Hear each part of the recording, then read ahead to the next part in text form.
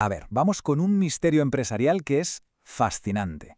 Dos gigantes del comercio, Walmart y Target, que se lanzan a conquistar Estados Unidos prácticamente al mismo tiempo. Pero la reacción que se encuentran no puede ser más distinta. Uno se da de bruces con una muralla de protestas, mientras que el otro avanza casi sin hacer ruido.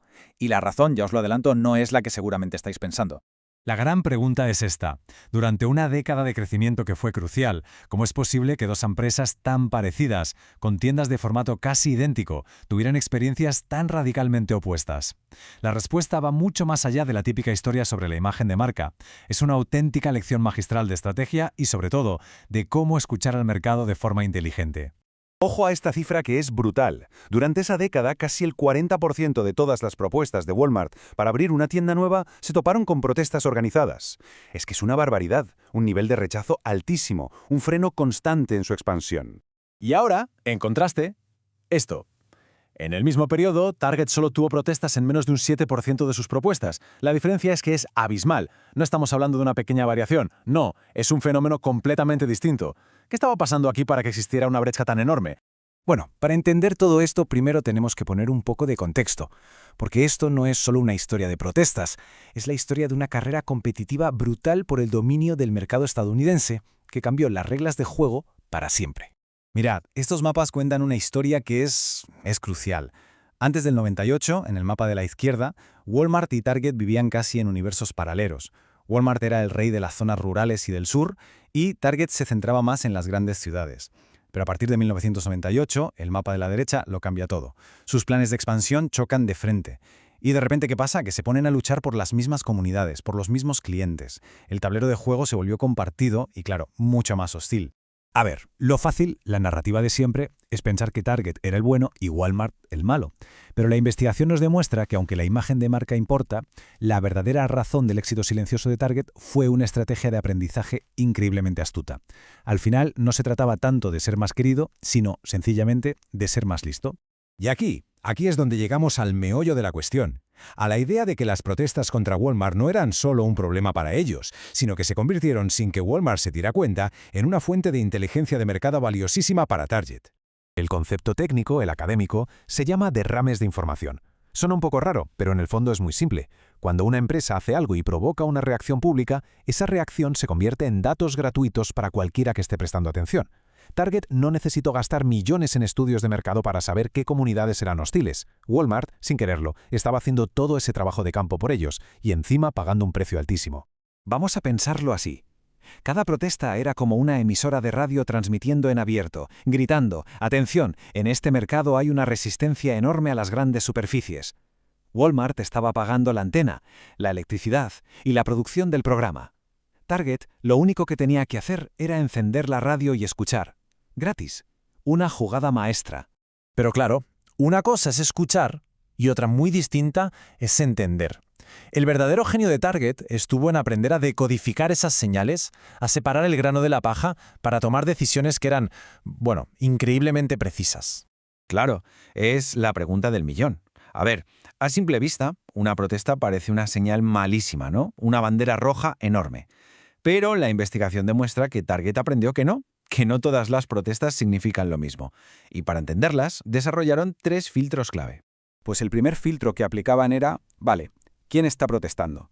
Si eran grupos de vecinos, de comerciantes locales, la señal era muy potente. La oposición era real, estaba ahí en la comunidad. Target solía evitar esos sitios. Pero si quienes protestaban eran organizaciones nacionales que van sistemáticamente contra grandes empresas, eso, para Target, era lo que consideraban ruido de fondo. No reflejaba el sentir local, sino una agenda más general. Luego, el segundo filtro analizaba el mensaje, de qué se están quejando exactamente. Si las quejas eran muy específicas contra Walmart, por ejemplo, por sus prácticas laborales, eso, para Target, era una oportunidad de oro. Indicaba que la comunidad no estaba en contra de las grandes tiendas, sino de esa gran tienda en concreto. Target podía entrar como la alternativa buena, la mejor opción. Pero si las quejas eran generales, contra el tráfico, el impacto en el pequeño comercio, eso era una amenaza. Esa comunidad no quería a nadie, ni a Walmart ni a Target.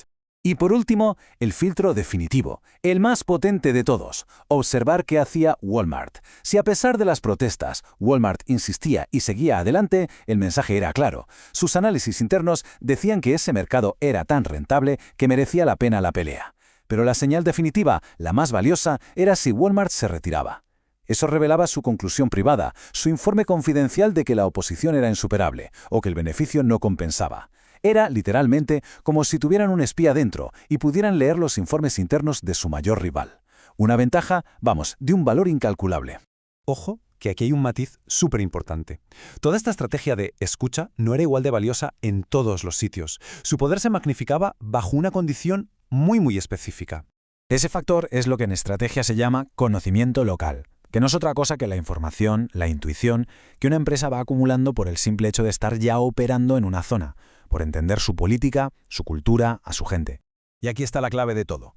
Toda esta inteligencia que sacaban de las protestas era oro puro para Target cuando se metía en un territorio completamente nuevo, donde no tenía tiendas ni experiencia previa. En esos casos es como si Target estuviera volando a ciegas, y las protestas contra Walmart eran su radar, su sonar que les iba diciendo por dónde era seguro moverse. Donde Target ya tenía tiendas, bueno, dependía menos de estas señales porque ya tenía su propio conocimiento local. Así que si atamos todos los cabos, el misterio queda resuelto, no con una simple historia de buenos y malos, sino con una lección brillante de estrategia, de cómo leer el mercado y sobre todo en la tremenda ventaja que puede suponer ser el segundo en mover ficha.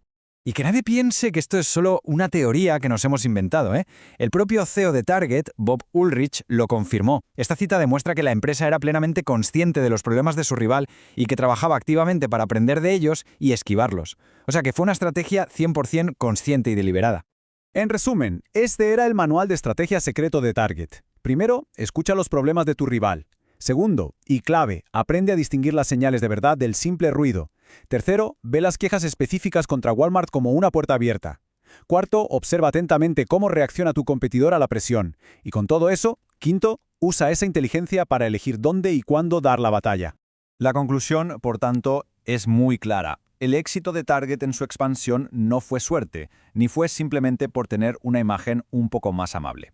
Fue el resultado de ser un segundo jugador increíblemente astuto que supo convertir los problemas de su mayor competidor en su propia ventaja estratégica. Y todo esto nos deja con una pregunta final, una reflexión que va mucho más allá de Walmart y Target. En cualquier competición, da igual si es en los negocios, en el deporte o en la vida, las dificultades y los errores rara vez son privados. Siempre hay alguien mirando. La pregunta es, ¿quién está observando? ¿Quién está aprendiendo de los tropiezos ajenos para construir su propio camino hacia el éxito?